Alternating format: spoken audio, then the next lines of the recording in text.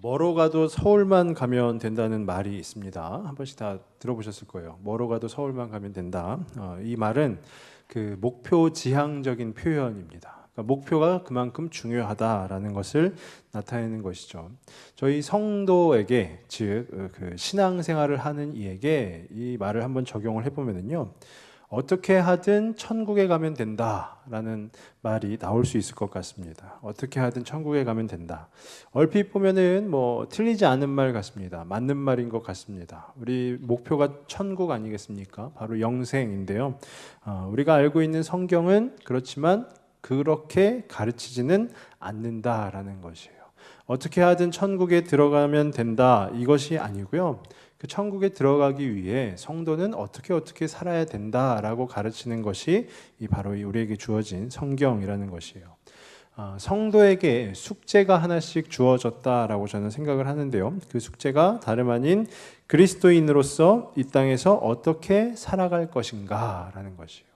그리스도인으로서, 내가 예수님을 믿는 사람으로서 이 땅에서 내가 어떻게 살아갈 것인가 라는 것인데요, 저는 이것을 어떻게 신앙이라고 표현을 합니다. 어떻게 하는 것이 얼마만큼 중요한 것인가. 이것은요, 목표도 중요하지만, 우리가 천국에 들어가는 그 영생을 누리는 목표도 중요하지만, 그 목표가 중요한 것만큼 과정도 중요하다라는 것이에요. 우리가 지난 시간에 삼손 첫 번째 시간을 한번 살펴보았습니다. 삼손의 부모가 그 삼손을 나실인으로 서원하면서 우리 모두 그런 신앙의 부모가 되자라고 이렇게 권면하였습니다. 오늘은 그 삼손 두 번째 시간인데요. 지난 시간에 이어서 그 삼손의 결혼, 지난 시간에는 삼손의 출생에 관한 이야기였다면 오늘은 삼손의 결혼에 관련한 이야기입니다. 블레셋 여인과 결혼하는 그 삼손의 이야기가 오늘 본문 가운데 나오고 있는데요. 그 내용이 무엇이냐면요, 삼손이 그 블레셋의 한 지역인 딥나라는 곳에 내려가가지고 여인들을 물색을 합니다. 그래서 그 중에서 한 여인을 선택하는 거죠. 그리고 이제 다시 집에 돌아와가지고 부모님에게 얘기합니다. 그 부모님에게 얘기하는데 뭐라고 하냐면, 그 블레셋 딥나에 있는 한 여인 내가 콕 집었으니 결혼시켜 달라라는 것이에요. 근데 이 부모님은 어떻게 반응을 하냐? 말씀 가운데 보니까요, 굉장히 당황을 합니다. 왜 당황을 하냐? 아니, 우리 가족 중에도 또 우리 이 민족 중에도 여자가 굉장히 많은데, 너가 장가들 그 여자가 그렇게 많은데 왜 하필 그 딥나의 여인이냐라는 것이에요. 왜 하필 할례받지 아니한 그 블레셋의 여인이냐라는 것이에요. 이게 뭐냐면요, 블레셋이 지금 이스라엘 민족이요, 하나님 앞에 평온히 살다가 또 하나님 앞에 죄를 지음으로, 또 하나님 앞에 악을 행함으로 배도하여서 하나님으로부터 벌을 받는데, 어떤 민족을 통해서 벌을 받냐 하면 블레셋 민족을 통해서 벌을 받고 있다라는 것이에요. 그러니까 블레셋 민족을 통해서 지금 계속 압박을 받고 고통을 받고 있는데, 그 왜 하필 너는 그 원수의 딸과 결혼을 하려 하느냐라고 하면서 심히 당황하는 모습을 보여줍니다. 근데 거기에 대해서 삼손은 뭐라고 하냐면요, 몰라 막 당장 그 딥나에 가서 그 내가 찜한 그 여인을 데려와 달라라고 하는 것이죠. 빨리 데려와서 나를 장가 보내 달라라고 하는 것이에요. 근데 이 상황을 이 사사기의 저자가 어떻게 표현했냐 하면은요, 오늘 본문 4절 말씀입니다. 4절 말씀을 저희 같이 한번 읽겠습니다. 그때에 블레셋 사람이 이스라엘을 다스린 까닭에 삼손이 틈을 타서 블레셋 사람을 치려 함이었으나 그의 부모는 이 일이 여호와께로부터 나온 것인 줄은 알지 못하였더라. 아멘. 말씀해 보면은요, 삼손이 그냥 원수의 딸을 좋아해서 결혼하려고 했던 것이 아니고, 이렇게 된 연유가 있는데, 그게 뭐냐? 삼손이 사사 아닙니까? 하나님께 이스라엘을 구원할 사사로 택함을 받았는데, 그 사사로서 이제 역할을 감당하고자 하나님의 계획하심 가운데 이제 자기 자신을 들여보내기 시작하였다라는 것이에요. 근데 저는 이 말씀을 묵상하면서요, 무엇이 생각났냐면요, 아침 드라마가 생각이 났습니다. 아침 드라마에서 굉장히 좋아할 만한 소재 아닙니까? 무엇이냐면 자기의 복수를 하기 위해서, 원수를 갚기 위해서 무슨 남자가 위장하여서 재벌집에 사위로 들어가서 그 재벌집을 폭삭 망하게 하는 그런 이야기, 바로 오늘 이 삼손의 결혼 이야기가 그와 비슷한 이야기입니다. 말씀해 보니까요, 삼손이 틈을 타서라고 되어 있어요. 틈을 타서. 삼손이 알고 있었다라는 거죠. 무엇을요? 하나님의 계획하심을 알고 있었다라는 것이에요. 하나님께서 어떤 계획하심을 가지고 있는지, 어떤 하나의 목표를 가지고 계시는지 알고 있었다라는 것입니다. 하나님께서 갖고 계셨던 그 목표가 무엇입니까? 이스라엘 민족을 그 블레셋의 손에서 구원하시고자 하는 것이죠. 사사기의 패턴 중에 하나입니다. 사사기에서 악을 행한 이스라엘 민족을 하나님께서 이방 민족을 통해서 압박하시고, 그 압박 가운데 이스라엘 민족이 저희 너무 힘들어요 하고 고통을 호소하고, 그에 대해서 하나님께서 사사를 세우셔서 그 이스라엘 민족을 구원하여 주시는 그 패턴 중에 하나로, 하나님께서는 하나의 목표를 가지고 지금 이 삼손에게 접근하고 계시다라는 것이에요. 이 이스라엘 민족을 그 블레셋의 손에서 구원하기 위해서 하나님께로부터 나온 계획이 바로 삼손이 그 블레셋의 여인을 만나서 결혼하여 그 안에 들어가서, 어떻게 보면 적진에 들어가서 그 적을 교란하고 무찌르는 일을, 이제 삼손에게 그 위대한 일이, 그 구원의 사역이 주어졌다라는 것이에요. 이것은 이제 하나님께서 삼손을 본격적으로 사용하시겠다라는 것입니다. 이게 바로 하나님의 계획하심이라는 것입니다. 근데 언제나 하나님의 계획하심, 하나님의 역사를 이렇게 면면히 살펴보면은요, 바로 그 목표라는 것이 있어요. 하나님께서는 목표를 설정해 두시고 본인의 계획에 따라서 그 일들을 행해 나아가시는 분입니다. 근데 중요한 것은요, 우리가 성경 말씀 가운데 보면 하나님의 계획하심은 목표도 있지만 무엇보다 과정도 중요한 것을 알 수가 있습니다. 왜 그런가 하냐면요, 만약에 과정이 중요하지 않다면, 하나님의 계획하심 가운데 과정이라는 것이 중요하지 않다면 어떻게 하면 될까요? 하나님께서는 그 목표를요, 그 누구의 도움도 없이, 누구의 사역도 없이 그냥 하나님이 샤샤샥 하고 그냥 끝내버리시면 되는 거예요. 하나님께서 그냥 말씀 한 번이면 어떻게 될까요? 블레셋이 다 뒤돌아서 도망쳐 나아가겠죠. 근데 하나님께서는 성경 말씀 가운데 그렇게 행하시지 않는다라는 것이에요. 항상 보면은 하나님의 계획하심은, 하나님의 일하심에는 그 무엇보다 과정이 중요하다라는 것이에요. 그러면서 그 과정 가운데 쓰여진 인물들이 성경에 무수하게도 많이 기록이 되어 있다라는 것입니다. 대표적으로 보면은요, 우리가 잘 알고 있는 노아가 있죠. 하나님께서 방주를 만들라 해가지고 120년 동안 방주를 만들어서 그 구원을 하는 노아가 있고요. 또 아브라함도 있습니다. 또 그 손자인 야곱도 있고요. 또 출애굽기에 나오는 모세도 있습니다. 그리고 또 사무엘서에 나오는 다윗도 마찬가지입니다. 하나님께서는요, 항상 그분이 직접, 하나님께서 직접 일하시는 것이 아니라 이처럼 그분이 택한, 그분의 마음에 합한 자를 들어서 사용하신다라는 것이에요. 근데 그 인물들의 면면을 보면은요, 한 가지 공통점이 있는데, 그게 뭐냐면 바로 다들 연약하다라는 것이에요. 우리가 막 민족의 영도자 모세 하면은 무언가 굉장히 이렇게 영웅 같은 모습이고 하지만 실제로 그렇지 않았다라는 것입니다. 마찬가지로 노아도 마찬가지 아니겠습니까? 노아도 막 방주를 만들었어요. 그 가족들과 그 모든 가축들을 다 구원하였습니다. 그래서 정말로 우리한테는 영웅처럼 비춰지지만, 이 노아가 방주에서 나온 이후에 어떠했습니까? 포도주를 너무나 많이 마셔가지고 어떻게 했어요? 자기의 하의를 드러내는 실수를 범하게 되죠. 아브라함도 마찬가지입니다. 민족의 조상, 믿음의 조상 아브라함 막 해가지고 하지만 실제로 이 아브라함이 어떤 일을 했습니까? 자기 아내가 너무 예쁘니까 자기가 죽임을 당할까봐 자기 아내를 아내라고 말하지 못하고 뭐라고 했죠? 누이라고 하잖아요. 이 아브라함도 굉장히 연약한 사람이다라는 것이에요. 또 다윗도 마찬가지 아닙니까? 이스라엘의 왕으로 추대되어서 정말 남부러울 것 없는 삶을 살았던 이가 바로 이 다윗인데요. 다윗이 누구를 범했습니까? 우리아의 아내 밧세바를 범했어요. 근데 범한 것에서 끝나는 것이 아니라 자기의 죄를 감추기 위해서 우리아도 죽이고 막 이렇게 온갖 범죄들을 다 저지르게 되었다라는 것입니다. 이것은 무엇을 말하는 것이냐 하면요, 하나님께서는요 그분의 계획하심 가운데, 그분의 일하심 가운데 연약한 자를 들어 사용하신다라는 것이에요. 우리가 계속해서 살펴본 사사기도 마찬가지 아닙니까?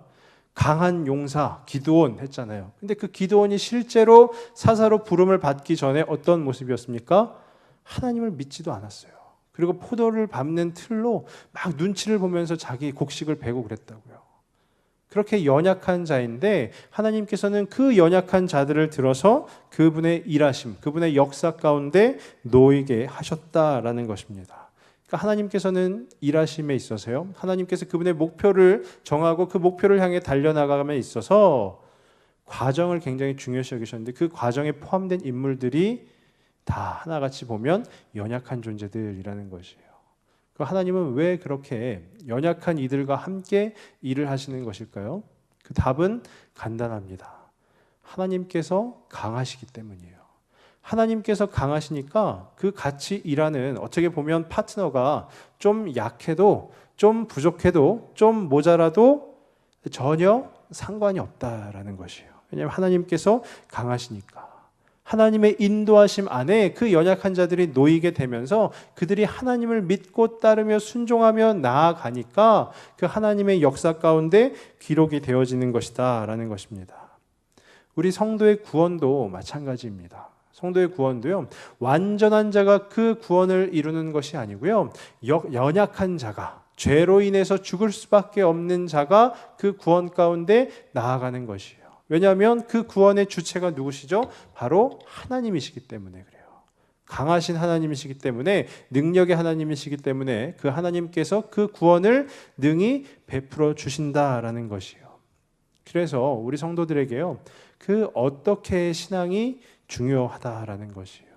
목표만 중요한 것이 아니라 우리가 그 목표를 향해 나아가는 그 과정이 중요하다라는 것입니다. 뭐로 가도 천국만 가면 되고 무조건 천국만 가면 된다, 이것이 아니라 우리가 어떻게 하여서 그 천국에 갈 것이냐, 이게 그만큼 성도의 삶의 중요한 숙제라는 것입니다. 이것은 제가 그 믿음으로 구원을 받는다라는 것을 부정하는 것이 아니에요. 성도에게 주어진 칭의의 과정, 그 다음에 주어진 그 성화의 과정을 어떻게 살아갈 것이냐, 그 부분에 대한 그 답을 자꾸 들으려고 하는 것이죠. 그 중에 하나님께서 연약한 자를 들어서 쓰신다라는 것입니다. 연약한 자. 저도요, 제 삶을 되돌아보니까요, 제가 굉장히 연약한 사람이었는데 하나님께서 이렇게 들어서 쓰시는 것을 경험하였어요. 그게 무엇이냐 하면요, 제가 요즘 저희 아이를 데리러 양화초등학교에 매일 갑니다. 조금 힘들어지기 시작했어요. 매일 이제 학교 끝날 시간에 맞춰서 데리러 갑니다. 그럼 이 친구가 점심을 먹고 나오는데도 불구하고 먹성이 좋아서 그런 건지 그 학교 앞에 있는 분식집을 그냥 지나치지를 못해요. 항상 이제 분식집에서 뭐 떡볶이 1,000원어치 뭐 이렇게 먹어야 되는 거예요. 근데 처음에는 이 친구가 저한테 1,000원을 쥐어주면서 저보고 사오라는 거예요. 야, 이게 무슨 제가 떡볶이 셔틀을 하게 돼. 근데 저희가 거기에 이제 반응을 하지 않았죠. 야, 네가 먹고 싶으면 네가 가서 주문을 해라 그랬더니 가가지고 막 이렇게 쭈뼛쭈뼛 거리는 거예요. 그래서 앞에서 막 애들이 막 달려오면은요, 다 좋게 얘기해서 양보하는 거죠. 바보처럼 그냥 서 있는 거죠. 그래서 제가 그 모습을 보면서 생각했어요. 아, 쟤는 도대체 누굴 닮아서 저러지라고 생각했어요. 근데 답은 하나죠. 누굴 닮았겠습니까? 저를 닮았겠죠.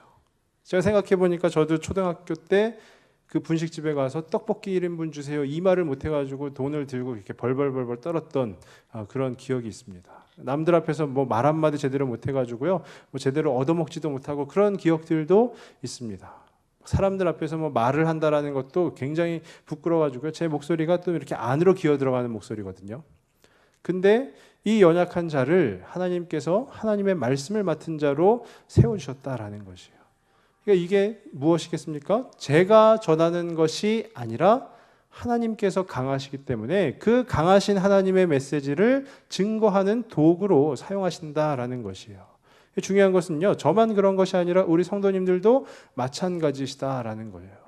하나님의 역사하심 가운데, 하나님의 일하심 가운데 우리들 모두가 성도로서 하나의 그 역할들을 맡아서 그 가운데 놓여져 있는데, 우리가 나는 연약해, 나는 약해, 나는 할 수 없어, 이게 아니고요, 우리를 그쪽으로 인도하신 하나님이 강하시기 때문에 우리와 함께 일하시는 것이고요, 그 안에 하나님의 은혜가 우리 가운데 주어지는 줄로 믿습니다.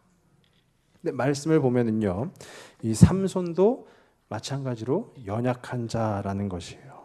오늘 본문에 보면 삼손의 두 가지 실수 장면이 나오는데요, 저는 실수라고 표현을 했습니다.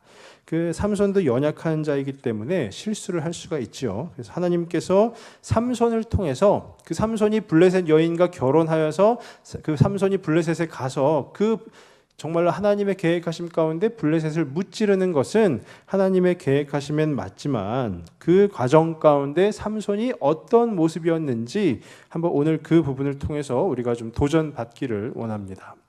삼손의 실수 하나가, 첫 번째 실수가 무엇이냐면요, 오늘 본문 7절 말씀을 한번 보시면요, 7절에 이렇게 나와 있습니다. 그가 내려가서 그 여자와 말하니 그 여자가 삼손의 눈에 들었더라. 아멘. 그 목표를 이루어가는 그 과정 가운데요, 삼손의 연약함으로 인해 그 여인에게 끌리게 되었다라는 것이에요.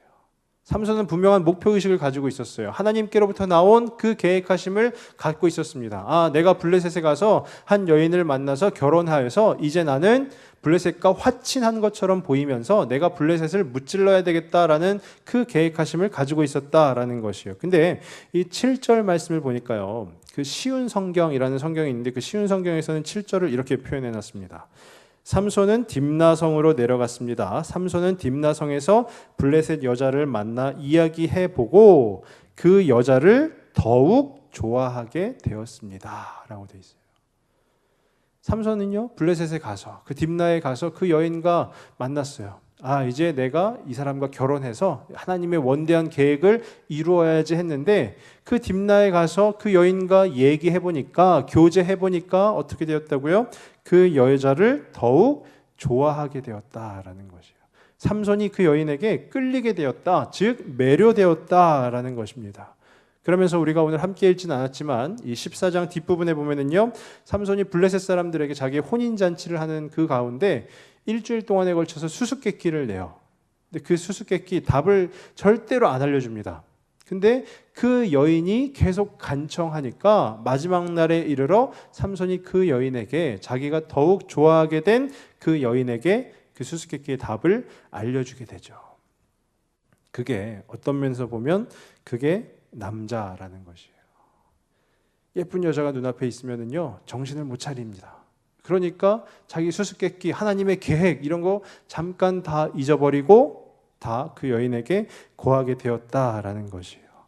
하나님의 계획하심을 망치게 되었다라는 것이죠. 저는 말씀을 묵상하면서요, 나도 마찬가지구나 생각했어요. 또 우리도 마찬가지구나라고 생각하게 되었습니다. 이 성화의 과정 가운데 성도로서 이 땅에서 어떻게 살아야 될 것인가, 그 성화의 과정 가운데서 우리가 몸이 피곤하다는 이유로 최선을 다하지 못할 때가 얼마나 많이 있습니까? 내가 몸이 피곤하다는 이유로 최선을 다하지 못할 때.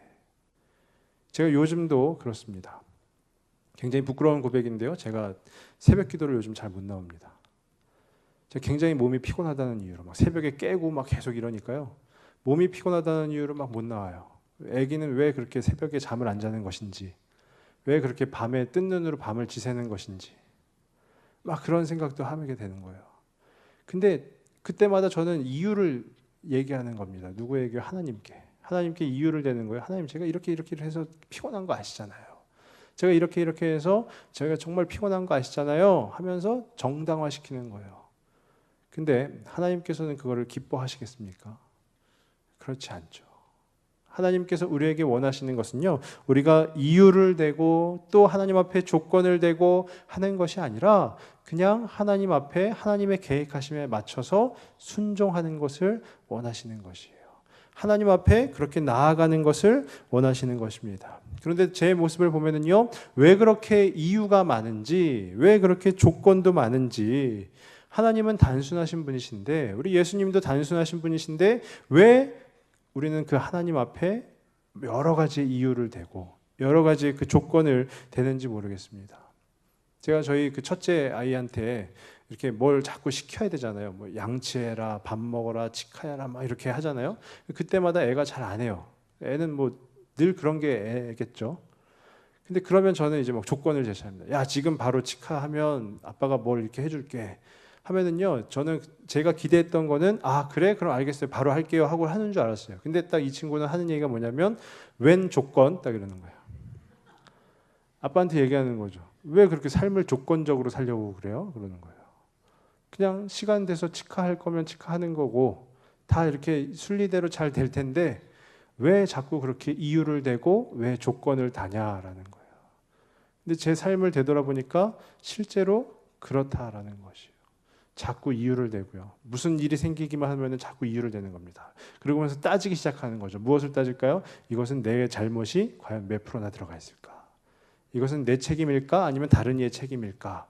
구분을 짓고요. 내 책임이 아닌 경우에는 휴 다행이다. 그러면서 다른 이에게 책임을 묻기도 하고요. 그런 모습들이 이 땅을 성도로 살아가는 그리스도인으로서 이 땅에서 성화의 과정을 살아가야 하는 저에게 또 우리 성도님들에게 나타나는 모습 아니겠습니까? 그래서 저는 간절히 바라기는요.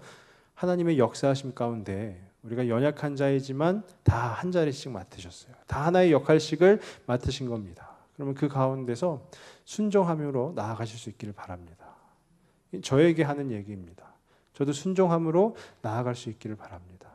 그래서 온전히 하나님의 역사하심, 그 하나님의 계획하심을 이루어가는 저와 우리 성도님들이 되시길 간절히 소망합니다. 그럼 삼손의 두 번째 실수가 무엇이냐 하면요. 오늘 본문 9절에 보시면 9절에 이렇게 되어 있습니다. 손으로 그 꿀을 떠서 걸어가며 먹고 그의 부모에게 이르러 그들에게 그것을 드려서 먹게 하였으나 그 꿀을 사자의 몸에서 떠왔다고는 알리지 아니하였더라 라고 되어 있어요. 이게 무슨 말입니까? 5절과 6절에 나오죠. 5절과 6절 우리 같이 한번 읽겠습니다. 삼손이 그의 부모와 함께 딥나에 내려가 딥나의 포도원에 이른즉 젊은 사자가 그를 보고 소리 지르는지라 여호와의 영이 삼손에게 강하게 임하니 그가 손에 아무것도 없이 그 사자를 염소 새끼 찢는 것 같이 찢었으나 그는 자기가 행한 일을 부모에게 알리지 아니하였더라. 삼손이 그 부모하고 같이 딥나에 갑니다. 그 여인을 만나기 위해서 가죠. 근데 그 포도원에 이르렀는데 사자 한 마리가 나온 거예요. 근데 그 사자를 보고 나서 삼손이 하나님으로부터 강한 힘을 딱 받고 나서요. 그 삼손을 염소 새끼처럼 찢어 죽였다라는 것이에요. 사자의 시체, 사자의 사체가 그 안에 있었다라는 것이죠. 근데 그 다음에 어떻게 됐냐 하면요.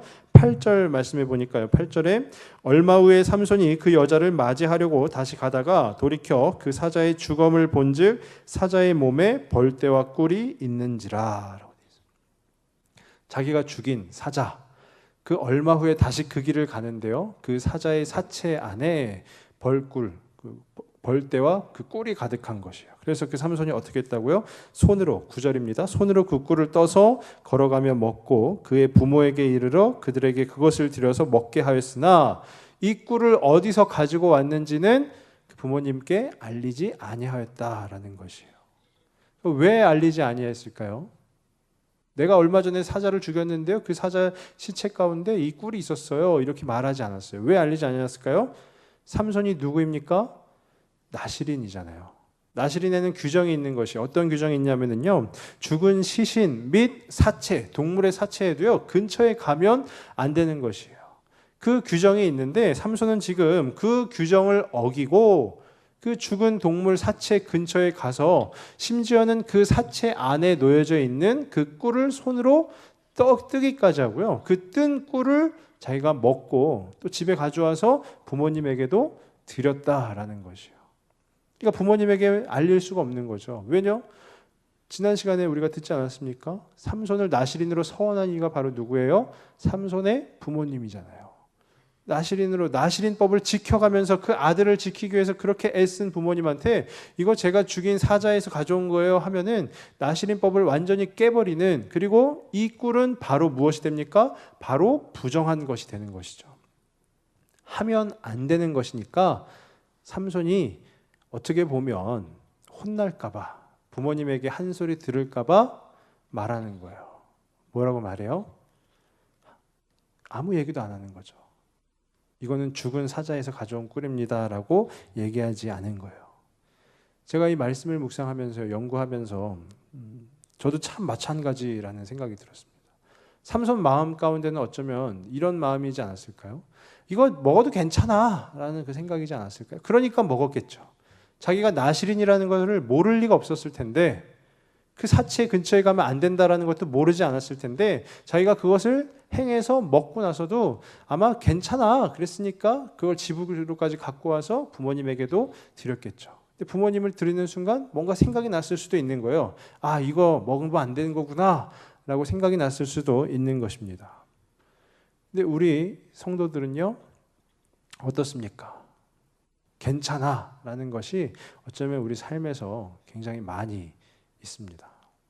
제가 예전 그 청년부를 사역할 때인데요, 청년부에서 중요한 행사를 앞두고 이렇게 임원들하고 리더들하고 같이 저하고 같이 이렇게 릴레이 금식 기도를 했어요. 하루에 한 끼씩 이렇게 릴레이 금식 기도를 하는 건데, 그날 제가 점심이 릴레이 금식 기도였습니다. 그래서 아침에 제가 새벽 기도 마치면서도 오늘 점심 때 금식하는구나, 오늘 점심 때 금식하면서 기도해야지라는 마음을 가지고 있었어요. 근데 제 전 교회에서는 이렇게 그 교육자들을 위해서 이렇게 교회에서 이렇게 항상 지하 주방에서 이렇게 식사를 만들어 주셨는데요. 그날 점심 메뉴가 제가 참으로 좋아하는 메뉴였었어요. 그래서 그 점심 메뉴가 무엇입니다라는 소식을 듣자마자 제가 나 오늘 릴레이 금식 기도해야지, 점심 금식해야지라는 것을 진짜 거짓말이 아니고요, 싹 잊어버린 거예요. 그래서 점심 드세요 그러니까 내려가 가지고 맛있게 먹었어요. 아무 생각 없이 맛있게 먹은 겁니다. 맛있게 먹고 나서 제가 번뜩 생각이 난 거죠. 나 오늘 점심 금식인데 어떡하지? 처음에 몇 번은 그랬어요. 어떡하지? 했는데 금방 제 안에서 뭐라고 했는지 아십니까? 뭐 어때? 괜찮아 라는 거죠. 이미 먹은 건 뭐 뱉을 수도 없고 그냥 괜찮아 그런 거예요. 근데 이 성도의 신앙 가운데서요, 이 괜찮아 하는 그 신앙이요, 한 번이 어렵지 두 번, 세 번은 쉽습니다. 한 번 하기가 어려운 것이지 두 번, 세 번은 정말로 떡 먹듯이 쉬워요. 그러니까 그때부터 어떻게 될까요? 계속해서 뭐만 하면 괜찮아 그러는 거예요. 하면 안 되는 걸 알면서도 이렇게 행하면서도 그냥 괜찮아 그러고 마는 것입니다. 근데 하나님께서 과연 그것을 좋아하실까요? 우리는 얘기합니다. 이렇게 해도 괜찮아 하면서 뭐라고 하죠? 하나님은 사랑의 하나님이시라고, 하나님은 자비와 긍휼이 넘치시는 분이시라고, 우리가 막 예배 시간에 졸면서도 항상 생각하죠. 사랑하는 이에게 잠을 주시는 분이시라고 막 이렇게 생각하잖아요. 그러면서 괜찮아 그러잖아요. 근데 정작 그 하나님께서, 우리가 생각하는 그 사랑이 많으신 하나님, 자비와 긍휼이 풍성하신 하나님, 사랑하는 이에게 잠을 주시는 그 하나님이 진짜 우리가 괜찮다 하는 것을 괜찮다고 여기실까요? 저는 그렇진 않다라고 생각을 합니다. 그리고 오늘 말씀 가운데서도요, 삼손이 어떻게 보면 비극적인 사사로 끝납니다. 16장에 가서 삼손의 죽음이 나오는데요, 삼손은 기존의 그 다른 사사들하고는 다르게 좀 비극적인 죽음을 맞이하게 돼요. 삼손은 어쩌면 계속해서 말하는 것일 수도 있어요. 내가 사사이지만 괜찮아, 내가 사사이지만 이거 하면 안 되는 거 알지만 그래도 괜찮아 라고 할 수도 있어요. 근데 그 삼손의 결말을 보았을 때 우리는 경각심을 가져야 되는 것입니다. 이 땅에서 하나님께서 성도로 살라고 불러주셨어요. 그리고 그 삶을 허락하여 주셨습니다. 그러면 그 삶은요, 성도의 삶은 내 삶이 아니고 하나님이 주인 되시는 삶인 것이에요. 그렇기 때문에 우리는 우리 마음대로 괜찮아 할 수가 없는 것입니다. 저는 간절히 바라기는 우리 성도님들에게 하나님께서 오늘 어쩌면 아주 귀한 메시지를 주신다라는 생각이 들어요. 괜찮아가 아니라 어떻게 해서든지 노력하는, 어떻게 해서든지 하나님 뜻을 붙잡는, 어떻게 해서든지 하나님 앞에 나아가고자 하는 그 열심을 붙잡으실 수 있기를 간절히 바랍니다.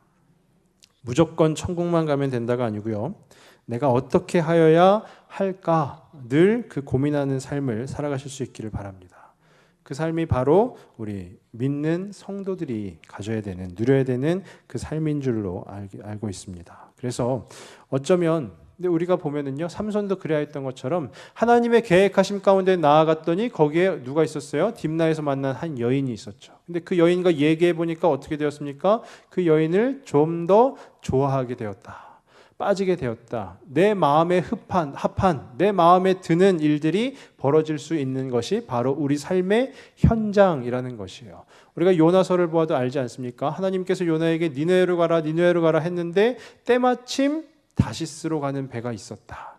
우리 삶은요, 어쩌면 내 마음에 합한, 내 마음에 드는 쪽으로 자꾸만 가려고 하는 그 습성이 있을지 모르겠습니다. 근데 중요한 것은 하나님께 부름을 받은 성도라면 하나님의 계획하심이 무엇인지 묻고 또 묻는 그 삶을 살아가야 한다라는 것이에요.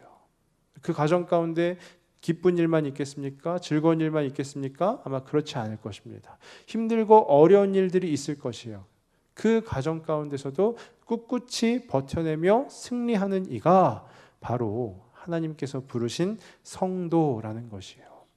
저는 간절히 바라기는 저와 우리 성도님들 그 힘들고 어려우신 삶을 살아가시는 것 알지만 그 가정 가운데서 하나님 붙드시고 하나님 향해서 나아가시면서요, 괜찮아 하시는 게 아니고 또 여러 가지 이유를 대면서 하나님 이렇잖아요 하시는 게 아니고요, 묵묵히 순종함으로 그렇게 주님 앞에 나아가시는 저와 우리 모든 성도님들 되시길 주님의 이름으로 축원합니다. 기도하겠습니다.